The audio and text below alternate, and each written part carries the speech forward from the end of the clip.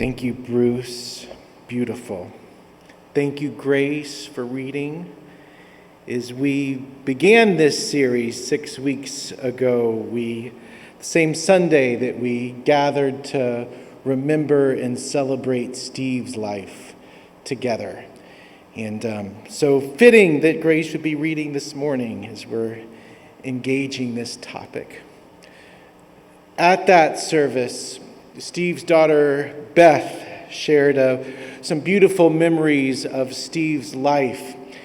And one thing that I was really happy to hear her say was that Steve, who was for decades a hospice chaplain, would sometimes come home with hospice humor, which, if you're not working in hospice, can seem a little bit undignified and irreverent. But when you deal with death every day, there's a sacredness to it, and there's a mundanity about it as well. And neither ever completely overtakes the other. I'm not going to share any of that humor with you this morning, so if you want, we can talk about it later. But one of the things that does illustrate that, and I'm going to risk getting into the weeds a little bit, and I'm going to risk turning on my microphone to see if it works. No. So I will stay confined here this morning. One of the things that happens in hospice care is that weekly, a hospice team meets, the interdisciplinary group, the nurses, the doctor, the social worker, and the chaplain. And one of the things that they do at that meeting is discuss the prognosis of the patients that are on care. So hospice is for those that are near the end of life and have a prognosis of living 6 months or less. Of course, nobody does that on a schedule or a timetable. So the team gathers and they talk about what is this patient's prognosis? Do they still meet the criteria that's necessary for them to stay on hospice care? And there's a back and forth between the team members regarding that, largely between the nurses who grow attached to their patients and the doctor whose responsibility it is to make the determination whether or not they are still appropriate for hospice care. And so they discuss symptoms, and sometimes it becomes obvious that a patient is getting better and is not going to die in the foreseeable future. And they'll go back and forth until the nurse finally says, well, this patient is dying. And the doctor will respond, well, we're all dying. And every time that interaction takes place, there is first a little bit of a giggle at the realization of that. And more often than not, after the giggle, there's just a moment of quiet as we recognize the truth in that statement. And that for even those that deal with death on a daily basis, there is a moment of sacredness and a moment of mystery around the fact that, yes, we are all dying. Which is difficult to think about, but also, I think, opens up so much opportunity and possibility for us. Parker Palmer, in his book On the Brink of Everything, which some of us have been reading, quotes Saint Benedict from the Rule of Saint Benedict. Benedict was a monk and the facilitator of a faith community. And so what was happening during that time, this was near the time of Constantine's institution of Christianity. And so Christianity was an institution, especially in the cities of Rome, and there was some recognition of the fact that, that wasn't working for everyone. And so many went out into the desert to worship and to be. And once they got there, and once there was their presence to the presence of the divine in their lives, there was a revival of sorts that took place. And so more people came and lived in community together. And there was a recognition of the fact that in the midst of this, there needed to be some type of order placed on all of this. Revival is amazing. When the Spirit works in new and fresh ways. You might have heard in the news the past week or so that at Asbury College in Kentucky, there's this revival happening with the students there, and a couple people have asked me about that. What do you make of that? And I think revival in all of its forms is amazing. Revival is necessary. We need fresh winds of the Spirit in our lives and in our society. And so I pray for that revival, and I pray that we see the fruits of that revival. That as we talked about last week from the book of Galatians, that there are fruits of the Spirit that come out of that. More patience, more gentleness, more compassion. And that as a result of that, the dream of God takes place where the low are made high and the high are made low. And those on the outside are able to be on the inside. That's what will tell us if it is indeed a true revival. But anyway, the people were coming out into the desert. Benedict and others like him realized that there need to be some type of rule, some type of way of being as we are living together in community. And so what Nelson's going to be leading us through over the next few weeks is Joan Chittister's understanding of Benedict's rule and how that can be applied to our life hundreds of years later. One of Benedict's rules was this: to keep death always before us. And we might hear that and we might say, well, why in the world would I do that? That doesn't sound like much fun. What purpose is that? And so it's looked at a bit in Parker Palmer's book. And he quotes Brother Stendhal Rast, another monk, who says, "The finality of death is meant to challenge us to decision. The decision to be fully present here now and so begin eternal life. For eternity, rightly understood, is not the perpetuation of time on and on, but rather the overcoming of time by the now that does not pass away." I think as we keep our mortality before us, there's two things that helps us with.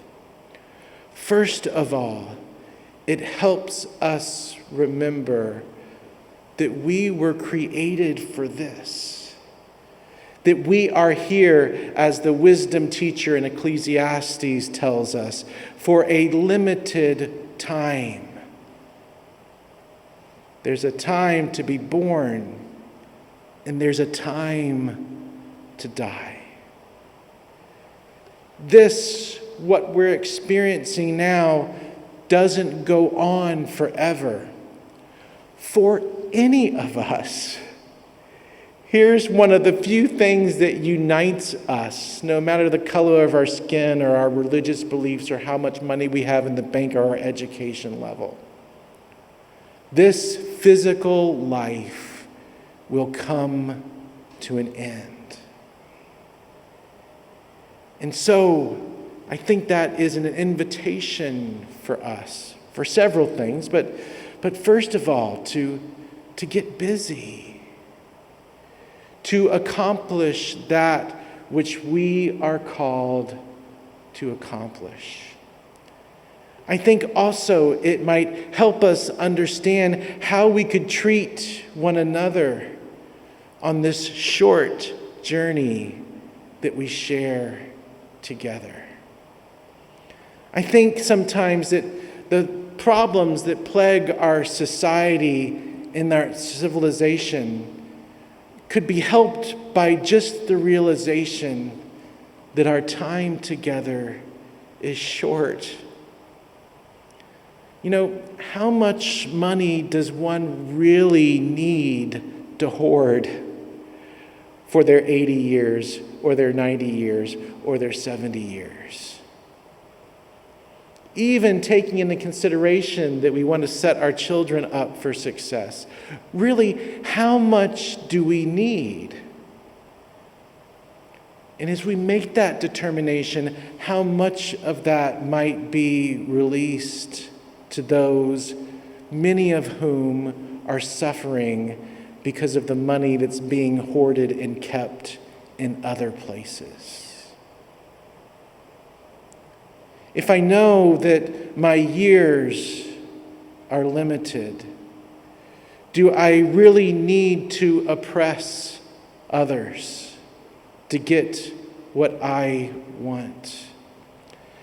If my years are limited, do I need to grab as much power as I possibly can to the detriment of others? If I can remember that 30 years from now, or 20 years from now, or 40 years from now, that this story ends, how might my life be different? Death reminds us that we are created for a specific time in a specific place. And that there are seasons to laugh, and there's seasons to mourn, and there's seasons to build up, and there's seasons to destroy. But I think the other thing that death reminds us of is that we're not created just for this particular time. Some of us who have been reading Parker Palmer's On the Brink of Everything, we get to the last chapter, which is what happens after we die. And a few of us were a little bit frustrated because Parker Palmer never actually gets to that, what happens after we die. And I'm going to be a little bit braver. I don't know why other people aren't, because if I'm wrong, no one can come back and tell me I was wrong. Because we don't know, do we? We come from mystery. We return to mystery. One of the things he says is, I know this too, standing closer to the reality of death awakens my wonder at the many gifts of life. The reason that we are sitting here in part is because we want to, at least in part, understand some of that mystery. Forrest Church, Unitarian Universalist minister who died of cancer himself at 61, said, "Death is central to my definition of religion. Religion is our human response to the dual reality of being alive and having to die." I have a friend that always says, if you join this church, you get a free funeral. And he says it all the time, and it's not that funny, and I always wonder why he says that. But in reflecting on that this week, there's a wonderful truth to that. We come together in community, is a people that aren't afraid to face the reality of our death. We come together in community as a people who are able to accompany one another and not turn away on our journey to death. And specifically, as people of the Christian faith, we have these wonderful words of Jesus in John chapter 14. Remember, and accidentally, we've kept going back to these last few chapters of John, where the writer of John is imagining what Jesus would say is Jesus faced the brink of everything, part of their oral tradition. And here's Jesus gathering his disciples and saying, the end for me is coming near, but don't worry. I'm going to prepare a place for you. I'm going to a place where there is lots of space and where there are many rooms. I understand that as a place that's able to contain all of our understandings of what happens after we die. There's many rooms. Meister Eckhart, who was a medieval mystic, said this: we are at home with God. When we're elsewhere, we're elsewhere. And I almost agree with that. But I believe that we are home with God all of the time. When we take our last breath here, we enter into a new understanding of who God is and what it means to be present to the divine. Is it a place with pearly gates and streets made of gold? My hunch is that's more of scripture writers' imaginings of heaven than it is reality. But I do know that we go home to experience the presence of God. I know it being beside the bedside of so many that are dying, even if they are in their physical home, oftentimes the last words are, I want to go home. I'm ready to go home. So if that's our reality, if we're here for a limited period of time and then entering a whole new realm and understanding of what reality is, how then do we live? I've mentioned before the words of Ram Dass that says, we're all just here to walk one another home. I heard a poem this week that filled that understanding out a little bit. It's called What I Learned from My Mother by poet Julia Kasdorf. I learned from my mother how to love the living, to have plenty of vases on hand in case you have to rush to the hospital with peonies cut from the lawn, black ants still stuck to the buds. I learned to save jars large enough to hold fruit salad for a whole grieving household, to cube home-canned pears and peaches, to slice through maroon grape skins and flick out the sexual seeds with a knife point. I learned to attend viewings, even if I don't know the deceased, to press the moist hands of the living, to look in their eyes and offer sympathy as though I understood loss even then. I learned that whatever we say means nothing. What anyone will remember is that we came.